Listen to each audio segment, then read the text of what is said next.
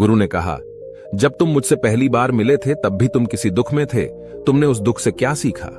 कबीर नहीं कहा, मैंने सीखा कि सिर्फ सोचने और चिंता करने से कुछ नहीं होता। अपनी सोच को सच करने के लिए कर्म करना पड़ता है, और सिर्फ कर्म करने से भी कुछ नहीं होता। अपने कर्म को अंतिम पड़ाव तक ले जाना भी आवश्यक होता है। चाहे रास्ते में कितनी मुश्किलें आईं, मन कितना ही निराश हो, कितना ही लगे कि अब आगे कुछ भी नहीं होने वाला, तब भी यह मानकर चलो कि मैं जो भी कर रहा हूं उसमें सफल अवश्य होगा। लोग सिर्फ सफल व्यक्ति को ही सम्मान देते हैं, फिर चाहे कोई कितना ही अच्छा क्यों ना हो, वह लोगों की नजरों में होता है। यह सब सुन गुरु मुस्कुराए और बोले, यह असली दुख नहीं है। जब तुम्हारे जीवन में असली दुख आए तब मेरे पास आना, मैं उसका समाधान अवश्य करूंगा। कबीर नहीं जाते समय गुरु को सोने के सिक्कों से भरा घड़ा भेंट किया। खड़ा देखकर गुरु ने कहा, यह मेरे किसी काम का नहीं, इसे उस पेड़ के नीचे गड्ढा खोदकर दफना दो। कबीर ने गुरु के कहे अनुसार घड़े को पेड़ के नीचे दफना दिया और वहां से चला गया। कुछ दिनों तक तो व्यापार अच्छी तरक्की कर रहा था, लेकिन गलत व्यापार की वजह से ही धीरे धीरे उसे व्यापार में घाटा होने लगा। उसकी सारी धन संपदा धीरे धीरे खत्म होने लगी, और एक दिन ऐसा आया जब उसके पास कुछ भी नहीं बचा और वह कर्जे से लग चुका था। लेकिन वह निश्चित था, क्योंकि उसने सारा कर्ज अपने मित्रों से ही लिया था। मैं सोचता था कि उसके मित्र बुरे समय में उसका साथ देंगे, लेकिन ऐसा कुछ भी नहीं हुआ। बुरा समय आते ही मित्रों ने ही सबसे पहले अपना उधार मांगना शुरू किया, और उधार वापस न करने पर जान से मारने की धमकी भी दी। उसके शुभ चिंतक, उसे चाहने वाले सब उससे दूर हो गए। उसके वो मित्र जो उसके साथ मौज मस्ती किया करते थे, अब उससे दूर भागने लगे। उसके परिवार वाले उसे उसकी गलतियां और कमियां गिनाने लगी। उसकी सारी संपत्ति नीलाम हो गई और उसके पास कुछ भी नहीं बचा। उसने अपने पिता से सहायता मांगी, तो पिता ने कहा, मेरे पास ये थोड़ी सी ही संपत्ति है, अगर मैं यह भी तुम्हें दे दूंगा तो तुम्हारी मां को कहां रखूंगा? इस संपत्ति हमारा आखिरी सहारा है। कबीर के भीतर बहुत गहरा दुख। उसके आसपास ऐसा कोई भी नहीं था जो उसके दुख को समझ सके, उसे संभाल सके। लोगों से मिले इस धोखे और विश्वासघात की वजह से वह अंदर तक टूट गया। उसे लगने लगा, अब जीने का क्या मतलब? अब तो मृत्यु हुई एकमात्र सहारा है, वो है आत्महत्या करने। एक भारी की तरफ जा रहा था कि तभी उसे याद आया, गुरु ने कहा था, जब तुम्हारे जीवन में असली दुख आए तब मेरे पास आना। कबीर गुरु के पास गया और अपना सारा दुख के सुनाया। वहीं आंखों में आंसू भरकर बोला, मेरे इस दुख का समाधान कीजिए।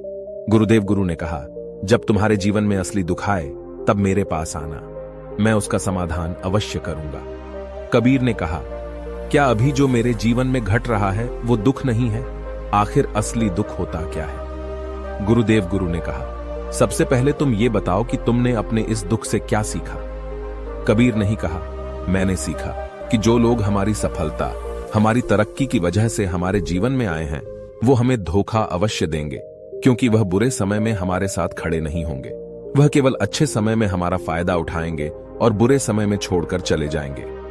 भरोसा केवल उन्हीं लोगों पर करना चाहिए जो हमारे बुरे समय में, असफलता के समय में हमारे साथ खड़े रहते हैं। लेकिन ऐसे लोग बहुत ही कम होते हैं, पर जिसके पास होते हैं उन्हें उनकी कद्र करनी चाहिए, उनका अपमान नहीं करना चाहिए। मैंने यह भी सीखा कि कभी किसी के खिलाफ षड्यंत्र नहीं रखना चाहिए। ईमानदारी और धैर्य के साथ अपना काम करना चाहिए और कभी लालच नहीं करनी चाहिए।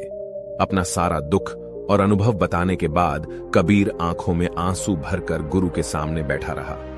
थोड़ी देर बाद गुरु उठे और उस पेड़ के नीचे गड्ढा खोदकर वह घड़ा बाहर निकाला जो सोने के सिक्कों से भरा हुआ था, और उसे कबीर को दे दिया और कहा, जब तुम्हारे जीवन में असली दुख आए तब मेरे पास आना। कबीर ने गुरु को धन्यवाद दिया और उन्हें प्रणाम कर वहां से चला गया। उसने उस ढंग से एक छोटा व्यापार शुरू किया। अब वह एक छोटा व्यापारी बनकर भी खुश था। उसने पूरी लगन और ईमानदारी से व्यापार किया। देखते ही देखते वह अपने नगर का फिर एक बड़ा व्यापारी बन गया। उसका जीवन खुशियों और सुविधाओं से भर गया। लेकिन कोई कितना भी अच्छा हो, कितना भी अच्छा काम करें, दान करें, पुण्य करें, लोगों की मदद करें, लेकिन जीवन में दुख तो आता ही है। तो कबीर के जीवन में भी दुख आया। उसके माता पिता की मृत्यु के रूप में वो दोनों एक ही दिन मृत्यु को प्राप्त हो गए।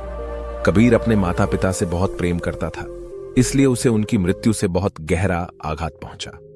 वह उन दोनों के पार्थिव शरीर को शमशान घाट ले गया, जहां उनकी अंतिम क्रिया की गई।